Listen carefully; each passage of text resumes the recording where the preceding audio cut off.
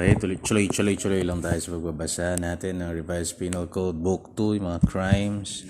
Nagtapos na tayo dun sa mga titles na crimes against persons, crimes against personal liberty and security. Ngayon naman nasa Title 10 tayo. Yung mga titles kasi na yun yung mga common eh. Like itong Title 10 ng Revised Penal Code Book 2, Crimes Against Property. So, ang chapter 1 ng crimes against property, tatalakayan niya yung robbery in general. Okay, so Article 293 of the Revised Penal Code, sabi niya, who are guilty of robbery? So, any person who, with intent to gain, shall take any personal property belonging to another by means of violence or intimidation of any person or using force upon anything shall be guilty of robbery. So, yun yung mga elemento niya. Any person with intent to gain shall take the personal property belonging to another by means of violence or intimidation of any person, tinakot niya, o ginamitan na violence, or using force upon anything, pinwersa mo yung anything, shall be guilty of robbery. So, robbery with violence or intimidation of persons. Ito yung common sa mga naglalakad sa eskinita, hinold up sa jeep, ganyan. Article 295, yun nga, robbery with violence against or intimidation of persons. Any person guilty of robbery with the use of violence against or intimidation of any person shall suffer, number 1, the penalty of reclusion perpetua to death when, by reason or on occasion of the robbery, the crime of homicide shall have been committed. Tingnan nang hold up ka, tapos naipotok mo yung baril, namatay ka. The penalty of reclusion temporal in its medium period to reclusion perpetua when the robbery shall have been accompanied by rape or intentional mutilation, or if by reason or on occasion of such robbery, any of the physical injuries penalized in subdivision 1 of Article 263 shall have been inflicted, provided, however, that when the robbery accompanied with rape is committed with the use of a deadly weapon, or by 2 or more persons, the penalty shall be reclusion perpetua to death. Number 3, the penalty of reclusion temporal when by reason or on occasion of the robbery, any of the physical injuries penalized in subdivision 2 of the article mentioned in the next preceding paragraph shall have been inflicted. Number 4, the penalty of prisión mayor in its maximum period to reclusion temporal in its medium period if the violence or intimidation employed in the commission of the robbery shall have been carried to a degree clearly unnecessary for the commission of the crime, or when the course of its execution, the offender shall have inflicted upon any person not responsible for its commission any of the physical injuries covered by subdivisions 3 and 4 of said Article 23. And number 5, the penalty of prison correctional in its maximum period to prison mayor in its medium in other cases. So, yun yung mga kaparusahan, lima yon. So, any form of robbery with violence against intimidation of robbery against or intimidation of persons ay papasok dyan sa 5 na yan, no? Okay, Article 295, robbery with physical injuries committed naman in an uninhabited place and by a band or with the use of firearm on a street, road, or alley. Ayan. Ito yung mga sa streets. Okay, isang buong krimen yun, Article 295, robbery with physical injuries committed in an uninhabited place and by a band or with the use of firearm on a street, road, or alley. If the offenses mentioned is in the subdivisions 3, 4, and 5 of the next preceding article, subdivisions 3 and 4 and 5, nang nabanggit natin kanina, ay ginawa siya in an uninhabited place or by a band, di ba? Alam niyo ba yung band? Yung armed, 3 or more armed male factors, or by attacking a moving train, street, car, motor vehicle, or airship, or by entering the passengers' compartments in a train, or in any manner taking the passengers thereof by surprise in their respective conveyances, or on a street, road, highway, or alley, and the intimidation is made with the use of a firearm, The offender shall be punished by the maximum period of the proper penalties. In the same cases, the penalty next higher in degree shall be imposed upon the leader of the band. Okay, mas mataas. Okay, ito, i-define natin yung band. Under Article 296, pinaliliwanag niya, ano ba yung band? Saka ano ba yung penalty incurred by the members? When more than 3 armed malefactors take part in the commission of a robbery, it shall be deemed to have been committed by a band. When any of the arms used in the commission of the offense be an unlicensed firearm, the penalty to be imposed upon all the malefactors shall be maximum of the corresponding penalty provided by law without prejudice of the criminal liability for illegal possession of such unlicensed firearms. Any member of a band who is present at the commission of a robbery by the band shall be punished as principal of any of the assaults committed by the band unless it be shown that he attempted to prevent the same. Okay, sasama sa mga tropa nyo na may balak mo na masama. Article 297, attempted and frustrated robbery committed under certain circumstances. Ito. Meron palang attempted at frustrated ang robbery. Ngayon ko lang nalaman. So when by reason or on occasion of an attempted or frustrated robbery, a homicide is committed, ibig sabihin hindi niya nakuha yung gamit, pero nakapatay siya. The person guilty of such offenses shall be punished by reclusion temporal in its maximum period to reclusion perpetua, unless the homicide committed shall deserve a higher penalty under the provisions of this code. Article 298, execution of deeds by means of violence or intimidation. Ito. Any person who, with intent to defraud another by means of violence or intimidation, shall compel him to sign, execute, or deliver any public instrument or document shall be held guilty of robbery and punished by the penalties respectively prescribed in this chapter. So kung ikaw pala, yung kapitbahay mo kunwari, sa pilitan mong pinapirma ng deed of sale in your favor, mga ganyan, o yung pinagwe-waiver mo, yung kapatid mo sa lot, yun, robbery pala yun, tinakot mo, patayin kita, patayin ko yung ano mo, robbery yun.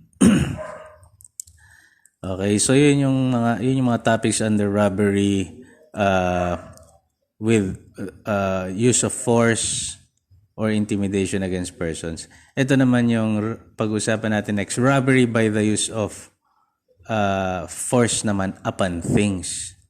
Pinwersa may mga bagay-bagay. Article 299, robbery in an inhabited house or public building or edifice devoted to worship. So any armed person who shall commit robbery in an inhabited house, may nakatira, or public building or edifice devoted to religious worship shall be punished by reclusion temporal if the value of the property taken shall exceed 250 pesos. If, letter A, the malefactor shall enter the house or building in which the robbery was committed by any of the following means: through an opening not intended for entrance or egress, by breaking any wall, roof, or floor, or breaking any door or window, by using false keys, picklocks, or similar tools, by using any fictitious name or pretending the exercise of public authority. So, pumasok ka sa mga ganong pamamaraan, or if, letter B, the robbery be committed under any of the following circumstances.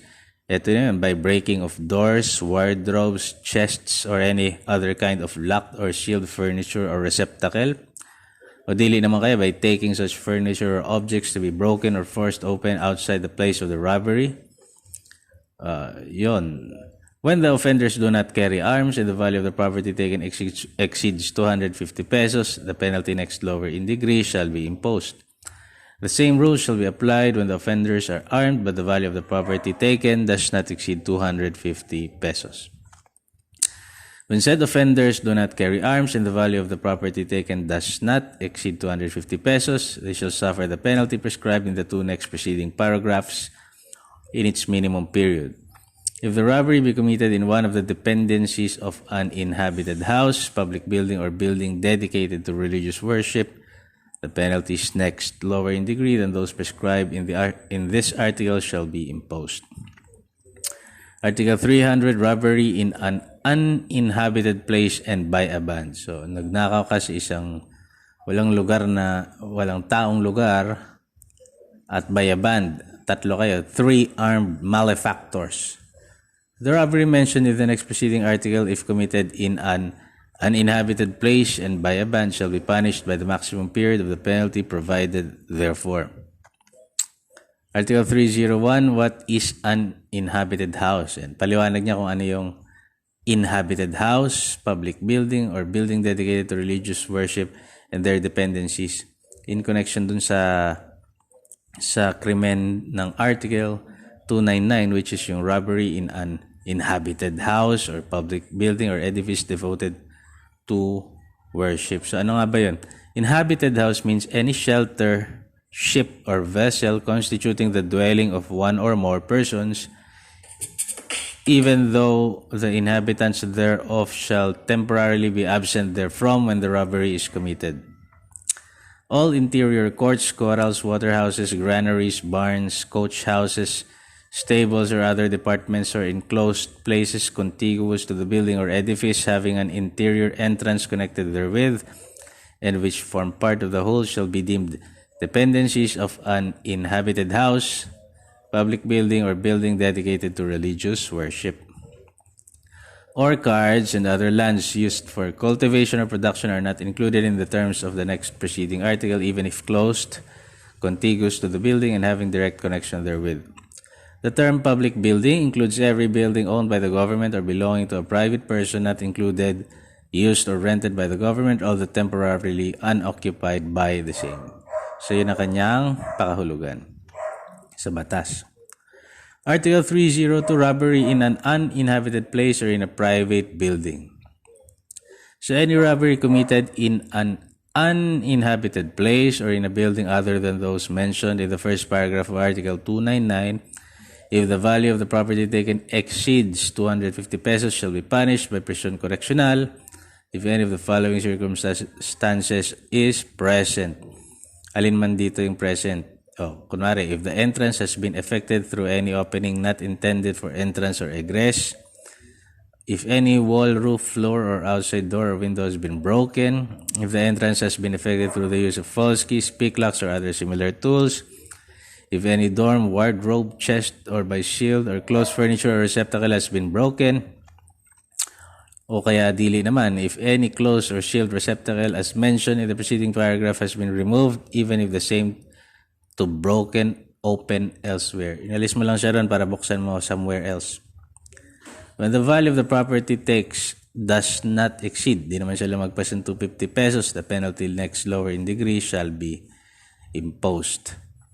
In the cases specified in Articles 294, 295, 297, 299, 300, and 302 of this code, when the property taken is male matter or large cattle, the offender shall suffer the penalties next higher in degree than those provided in said articles. Okay. Article 303, robbery of cereals, fruits, or firewood in an uninhabited place. Yan, pinarurusahan din yan. Article 304, possession of picklocks or similar tools. Ito yung sinasabi na mere possession pa lang. Hindi naman siya malainse. It's not inherently wrong, pero pinagbabawal ng batas. Mere possession of picklocks or similar tools shall be punished by arresto mayor in its maximum period to prison correctional in its minimum period. The same penalty shall be imposed upon any person who shall make such tools. If the offender be a locksmith, he shall suffer the penalty of prison correctional in its medium and maximum periods. So under Article 305, false keys shall include tools mentioned in the next preceding article. Yung nabanggit na natin mga tools. Genuine keys stolen from the owner. Any keys other than those intended by the owner for use in the lock forcibly opened by the offender. Okay, so yun yung mga robbery na yan. Pag-usapan naman natin yung chapter 2, ang chapter 2 ng crimes against property pa rin to. Brigandage naman. Brigandage. Ano ba yung brigandage na yun? Article 306, who are brigands? When more than 3 armed persons form a band of robbers for the purpose. Ulitin natin. Who are brigands under Article 306 tsaka yung mga penalties. When more than 3 armed persons form a band of robbers for the purpose of committing robbery in the highway or kidnapping persons for the purpose of extortion or to obtain ransom or for any other purpose to be attained by means of force and violence, they shall be deemed highway robbers or brigands. Parang ito yung mga mataas na antas na mga robbers. Parang ito yung mga pirata ng lupa.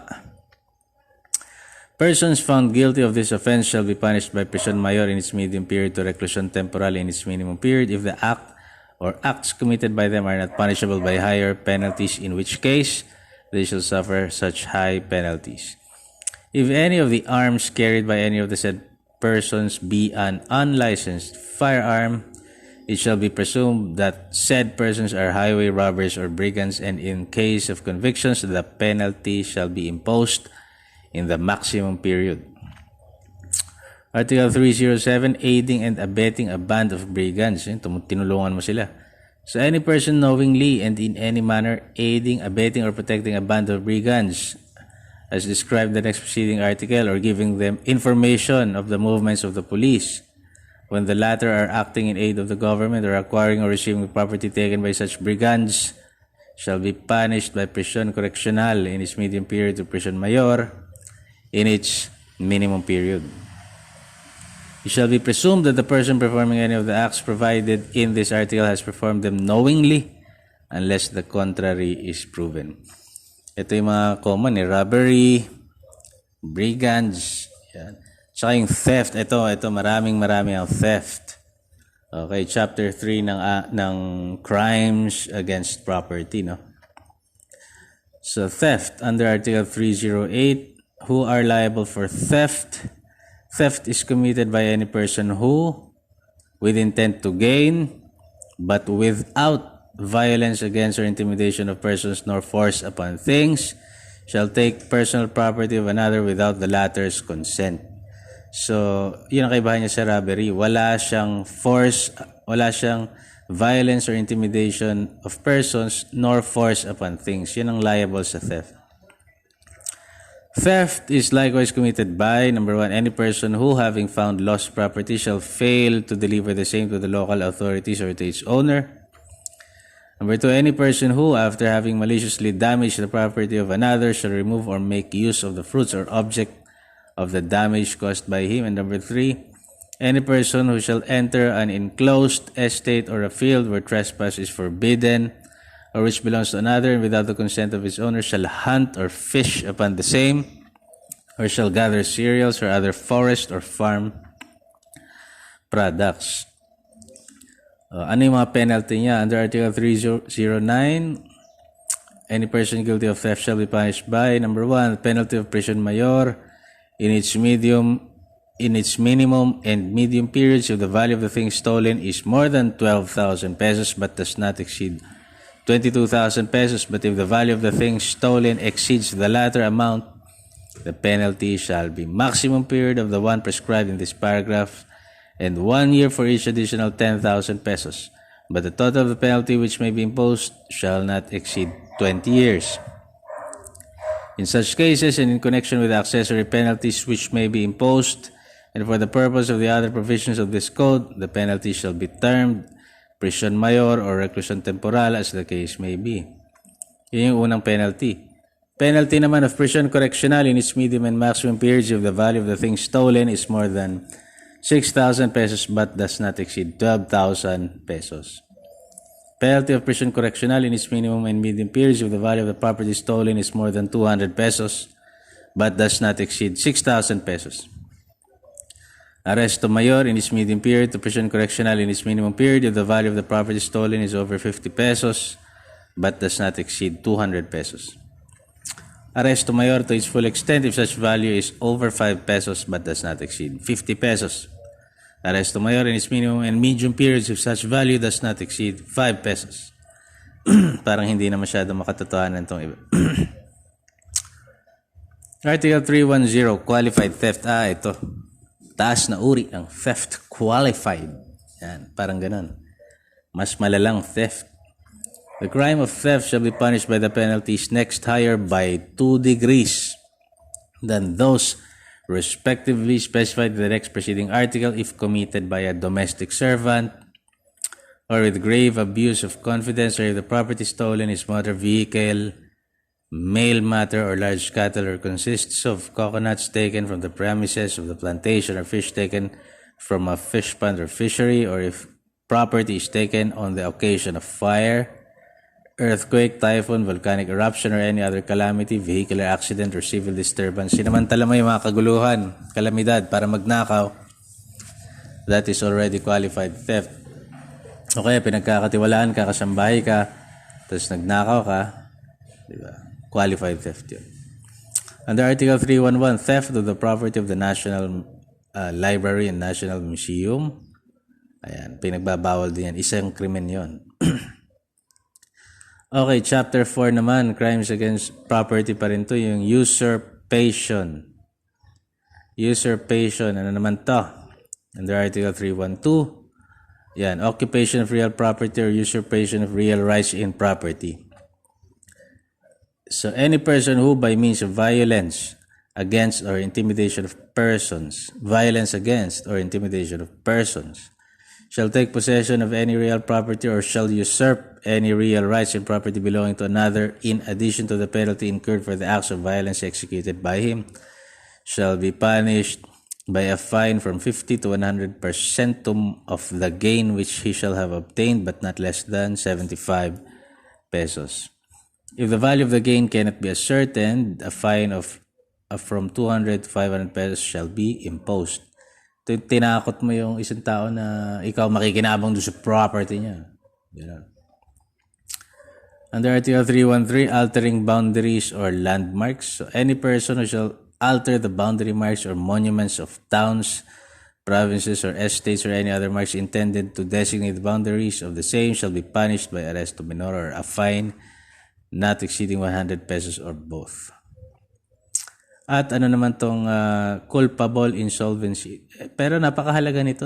Pinaparusahan yung mga road signs. Kunwari, to Cavite, turn left. Binago mo. Talagang dapat kang parusahan. Crime against property yun. Property ng gobyerno yun na nakakatulong sa direksyon. Makakaperwisyo ka ng tao, makakaligaw ka ng tao. So, at yung huling-huli sa crimes against property, no? Culpable insolvency, hindi masyadong common to. Common kasi dito, robbery and theft. So, Article 314, fraudulent insolvency. Fraudulent.